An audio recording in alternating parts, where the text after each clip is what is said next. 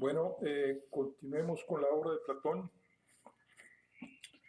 Estamos con el estudio introductorio de Antonio Alegre Gorrell. Y vamos a continuar con el estudio introductorio. Vamos a ver qué nos dice Antonio Alegre. Bueno, dice: Cosmos demiurgo y modelos, el alma. Dice: en la cultura judeocristiana, Dios crea el mundo de la nada. En 6 días se precisa y al séptimo descansó. En la cultura griega, el mundo era eterno. Heráclito lo expresa con precisión y contundencia en el siguiente estupendo fragmento. Este cosmos no lo hizo ningún dios ni ningún hombre, sino que siempre fue, es y será fuego eterno, que se enciende según medida y se extingue según medida.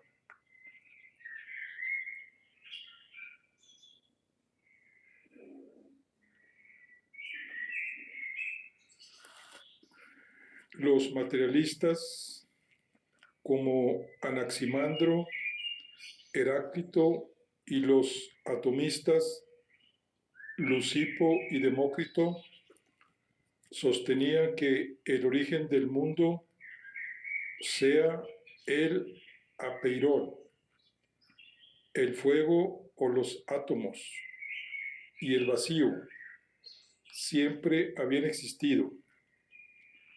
El cosmos es ordenación de los elementos materiales primogenios, pero esa ordenación en los mencionados era material. Anaxágoras habló del nous como ordenador del mundo. Nous significa inteligencia, espíritu, mente, pensamiento. En el Fedón, Sócrates se pregunta: ¿cuál es la causa del universo? Y cree que el nous de Anaxágoras explicaría por qué el mundo es racional, por qué existen las leyes del universo, es decir, por qué existen el orden y la racionalidad, que no puede ser por azar. Anaxágoras había estipulado el nous como ordenador, pero luego no utiliza en absoluto la acción causal de la inteligencia, sino solo causas mecánicas, como aires, éteres, aguas y otras muchas cosas absurdas. Fedón 98c. Sócrates se desespera porque entiende que Anaxágoras recurre al mecanismo olvidando la teleología. Platón piensa que si algo es de una manera determinada, habrá que dar razón de por qué es así. Habrá que mostrar su esencia y la esencia radica en su finalidad.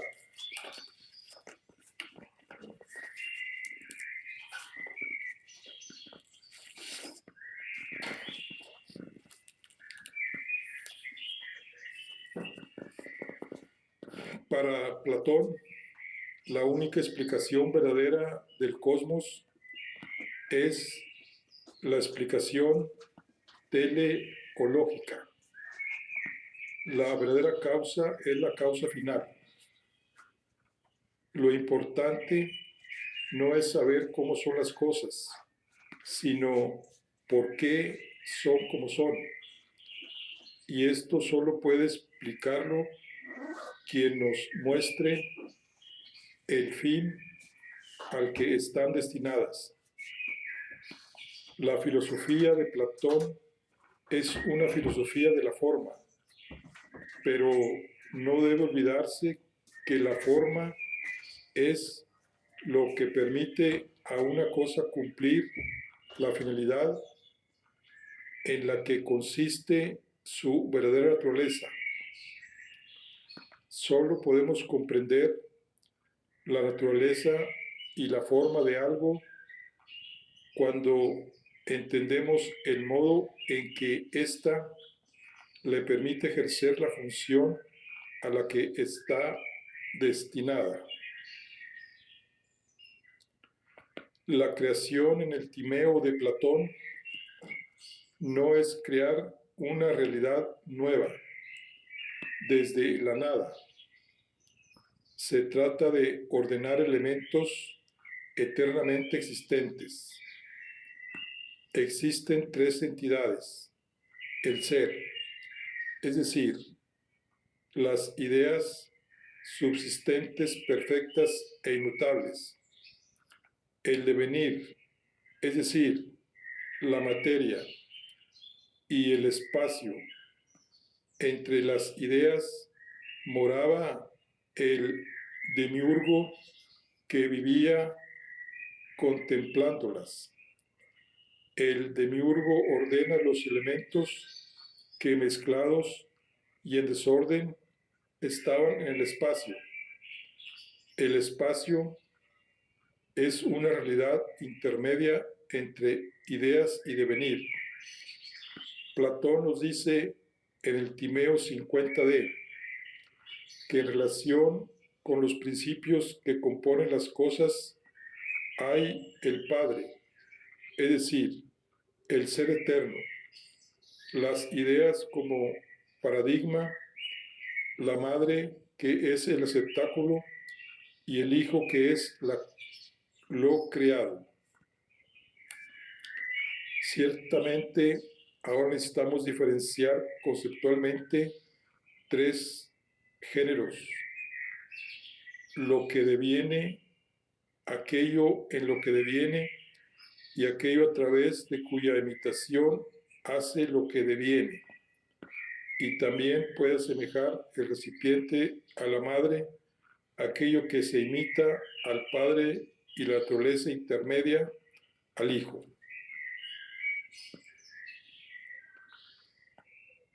La ordenación de los elementos en el espacio según la idea, la realista, el demiurgo. La figura del demiurgo es compleja, no es persona, no está separada del mundo, es algo incito a las ideas, está debajo de ellas. Algunos, como Cornofor Chernis, creen que es un elemento mítico, otros que es el alma del mundo, otros, en fin, la mente inherente al mundo, su racionalidad.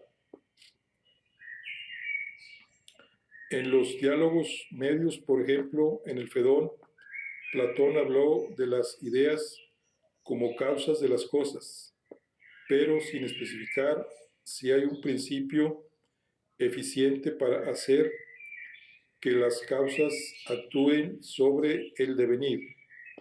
Por eso Aristóteles afirma que la teoría de las ideas es metáfora y palabrería, algo puramente poético. Parece, pues, que habría una evolución de los diálogos medios al pensamiento maduro. de Platón, escribe A. Vallejo Campos. La verdad es que en el Fidebo, Platón afirma claramente que, además de lo ilimitado y el límite, hay una causa no desprovista de importancia que ordena y armoniza años, estaciones y meses, denominada muy justamente sabiduría e inteligencia. La diferencia, pues, entre el modelo, que son las formas, y el principio actuante sobre el devenir, que es el demiurgo o la inteligencia, parece consolidada en el pensamiento maduro de Platón. Timeo dirá que Dios ordenó el mundo sirviéndose de formas y números. A. Vallejo Campos, 1996, página 102 dice: de todas formas, deseo resaltar los textos de la República en los que se indica con claridad que Dios crea las ideas. Uno, en el libro 10, en lo que toca a Dios, ya sea porque no quiso, ya sea porque alguna necesidad pendió sobre él para que no hiciera más que una única cama en la naturaleza. El caso es que hizo sola una. El demiurgo quiso que el mundo fuese bueno y bello.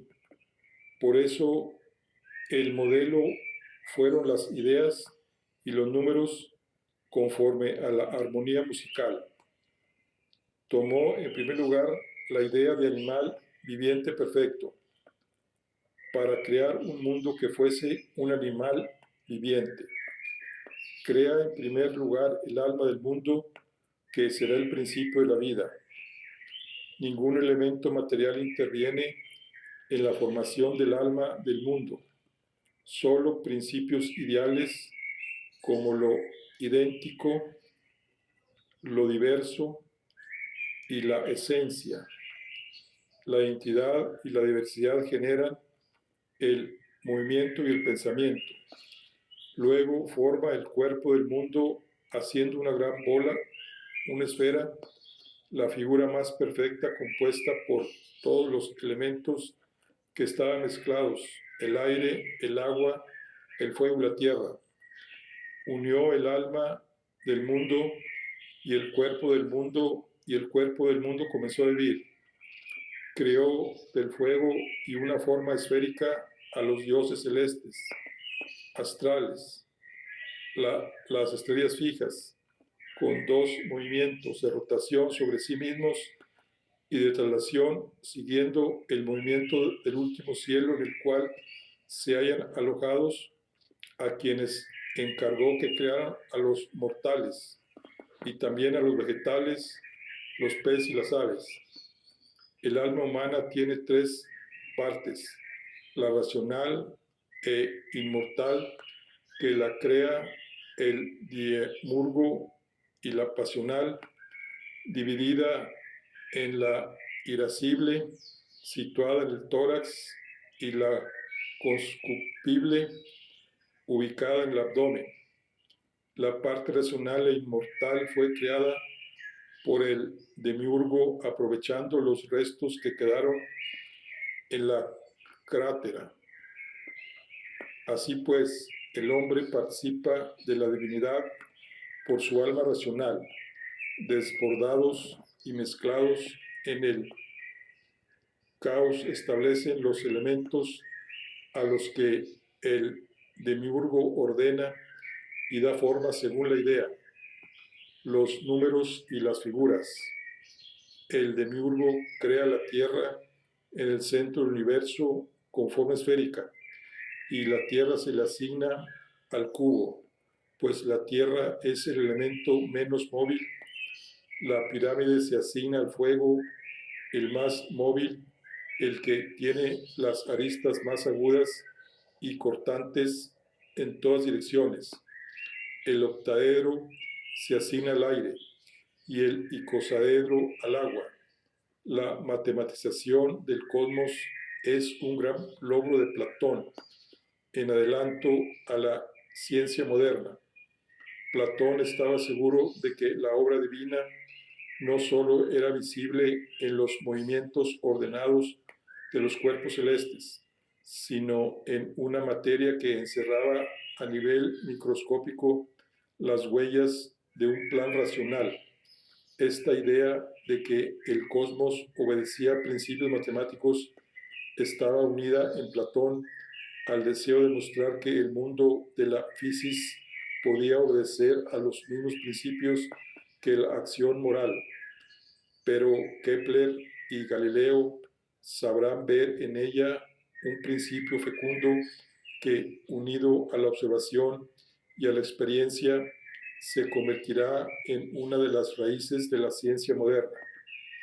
Dios descubrió la mirada y nos hizo un presente con ella para que la observación de la revolución de la inteligencia en el cielo nos permitiera aplicarlas a las de nuestro entendimiento que les son afines. Timeo 47 BC. El hombre es parte del mundo porque, en definitiva, fue creado por el demiurgo, pero además el cosmos astral funge de modelo para el hombre. Los movimientos de los astros son regulares y ordenados, es decir, bellos. El pequeño y desarreglado mundo de nuestra alma, con los titanteses e invasiones de la parte racional por los inferiores. Si contempla la belleza del cosmos, intentará imitarlo, con lo cual la astronomía desviene origen de la ética, es decir, del mejoramiento de la conducta humana. ¿Por qué Platón expulsa a los poetas de la polis, el arte? Si en alguna ocasión llegara a suceder que vinieran nosotros algunos de nuestros autores serios, eso dicen los trágicos, y nos preguntaran lo siguiente: extranjeros, ¿podemos frecuentar el territorio de vuestro estado o no? Y además, ¿podemos traer y representar nuestra poesía o qué habéis decidido hacer en tales asuntos? ¿Qué será correcto contestar a estos grandes varones? Pues, a mí me parece que lo siguiente: excelsos extranjeros, diremos también, nosotros somos poetas de la tragedia más bella y mejor que sea posible. Todo nuestro sistema político consiste en una imitación de la vida más bella y mejor, lo que, por cierto, nosotros sostenemos que es realmente la tragedia más verdadera. Poetas, ciertamente sois vosotros, pero también nosotros somos poetas de las mismas cosas, autores y actores que rivalizan con vosotros en el drama más bello, del que por naturaleza solo la ley verdadera puede ofrecer una representación tal como es nuestra esperanza. No creáis, por cierto, que nosotros os dejaremos levantar alguna vez tan fácilmente escenarios en la plaza y presentar las actuaciones de actores de bella voz, que hablen más fuerte que nosotros, ni que os encargaremos dirigirnos a los niños, las mujeres y a todo el populacho, diciendo de las mismas costumbres e instrucciones cosas que no son las mismas que las que decimos nosotros, sino por lo general contrarias en su mayor parte. Pero es que estaríamos completamente locos, no solo nosotros, sino también cualquier ciudad que experimentara hacer lo que estamos diciendo ahora antes de que su magistratura juzgara si lo que habéis compuesto es poder decir y es apto para ser dicho en público o no. Ahora bien, hijos desobedientes de los débiles, de las débiles musas, mostrad primero a los magistrados vuestras canciones, que nosotros las compararemos con las nuestras, y en caso de que sea evidente que dicen lo mismo o mejor lo que nosotros decimos, os permitiremos hacer una representación, pero si no, amigos, nunca podríamos dejaros. Y en otro diálogo escribe el académico: por consiguiente, no solo a los poetas hemos de supervisar y forzar en sus poemas imágenes de buen carácter, o en caso contrario, no permitirles componer poemas en nuestro estado, sino que debemos supervisar también a los demás artesantes o artesanos e impedirles representar en, en las imitaciones de seres vivos los maliciosos, lo intemperante, lo servil y lo indecente, así como tampoco en las edificaciones o en cualquier otro producto artesanal, y al que no sea capaz de ello no se le permitirá ejercer su arte en nuestro estado para evitar que nuestros guardianes crezcan entre imágenes del vicio como entre hierbas malas que arrancarán día tras día de muchos lugares y perecieran poco a poco sin percatarse de que están acumulando un gran mal en sus almas. Por el contrario, hay que buscar los artesanos capacitados por sus dones naturales para seguir las huellas de la belleza y de la gracia. Así los jóvenes, como si fueran habitantes de una región sana, extraerían provecho de todo, ahí donde el flujo de las obras bellas excita sus rojos o sus oídos, sus ojos o sus oídos como una brisa fresca que trae salud desde lugares salubres y desde la tierna infancia, los conduce insensiblemente hacia la afinidad, la amistad y la armonía con la belleza racional. Con mucho, ese sería el mejor modo de educarlos. República 401b-D. He citado estos dos textos porque creo que son claves para entender la posición de Platón en torno al arte, y en concreto y especialmente en torno a la tragedia. Platón critica todo tipo de arte desde un punto de vista epistérmico ontológico. Como ya vimos en la República, las obras de arte son íconos que son reflejos del mundo natural, que a su vez es reflejo de las ideas, y su conocimiento es eicasía, representación, imagen, conjetura. Los productos del arte y su conocimiento son los grados más alejados de la verdad. El arte es pura imitación, pero si critica especialmente la tragedia, lo hace por razones políticas, morales, religiosas y educacionales. Platón ideó una polis, Estado, que creía racional por organicista, extensión del alma y sus partes. Por eso es la única verdadera. Desde este punto de vista, la democracia, el gobierno del pueblo, era como la parte más baja del alma. En esta época, la forma de gobierno de Atenas era la democracia que Platón aborrecía. y en la democracia floreció la tragedia.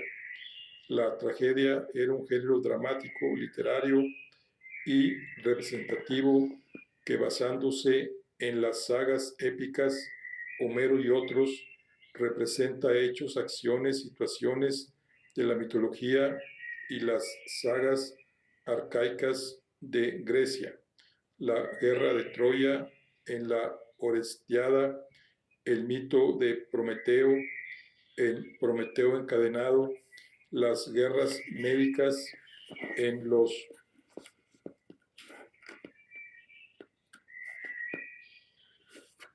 persas, la saga tebana en Antígona y Edipo Rey, la historia de la religión denosíaca, su penetración en Grecia, etc. Pero con el lenguaje del mito de las sagas y de la historia alumbran y reflexionan sobre problemas y situaciones contemporáneas. Así, por ejemplo, la Orestiada es un canto a la institución del jurado,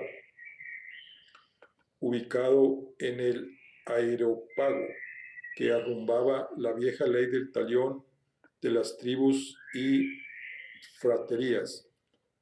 Antígonas representa el eterno problema de la lucha entre el derecho estatal y el privado, etc. Las tragedias eran un género popular que se representaban en los grandes teatros de las principales polis, especialmente en Atenas, en las fiestas más señaladas, primavera, etc., en honor de Dionisios, el dios transformista, el dios de la máscara, el dios del teatro. Las tragedias transmitían ideologías, es decir, bajo envoltorios históricos mitológicos, difundían los ideales de la democracia, que en gran parte también los expandía la sofística. La tragedia cantaba los logros de la polis, prevenía contra los retrocesos que podían provocar los políticos egoístas, pero en todo caso tematizaba y sometía a discusión las vidriosas relaciones entre el poder y la sociedad, contra esa cultura de la libertad confrontada en debate agnósticos para discernir y discurrir dónde se hallaba la verdad, se revela Platón desde la concepción dogmática. El estado orgánico moral y racional no admite que las representaciones trágicas muestren dioses indecorosos realizando acciones no adecuadas a la moral ni a la compostura. Tampoco que los héroes se comporten de manera humanamente exagerada. Platón pensaba que la educación que difundía las representaciones trágicas era responsable y destructora de una ciudad ideal. Por eso debía ser censurada. Creía que los espectadores tendían a imitar lo negativo.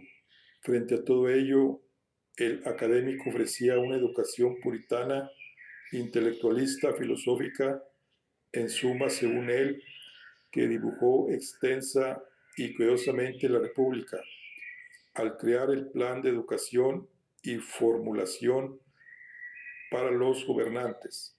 Pero la tragedia eleva la circunstancia griega a categórica universal. Nietzsche clarificó de una vez por todas que la tragedia reivindicaba las zonas y los aspectos más oscuros, sombríos e irracionales de los humanos en Grecia, y siempre que el Estado pretendidamente racional por dominador reprime. Pero la tragedia también nos enseña con toda exageración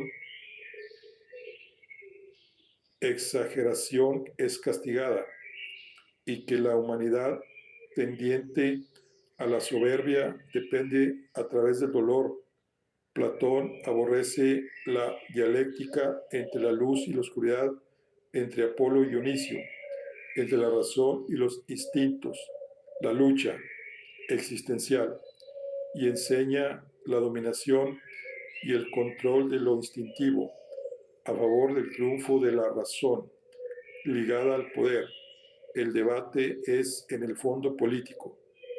La tragedia se representaba, era por tanto un género oral. Platón, amante también de la oralidad como transmisión de la filosofía, tal y como se realizaba en las discusiones y debates en la academia, pero percatándose de que la escritura había triunfado definitivamente y ya no se podía transmitir el saber al mundo y el futuro de otra manera, adopta la genial solución de escribir diálogos, la forma de escritura más cercana a la oralidad. Así entra en colisión con la tragedia por la difusión de su ideología. Bueno, aquí concluimos, estamos con la estudios introductorio a la obra de Platón por Antonio Alegre Gor. Aquí donde nos dice que Platón precisamente escribió en forma de diálogo porque era una manera similar a lo que era al género oral. Bueno, nos vemos en la siguiente. Hasta luego.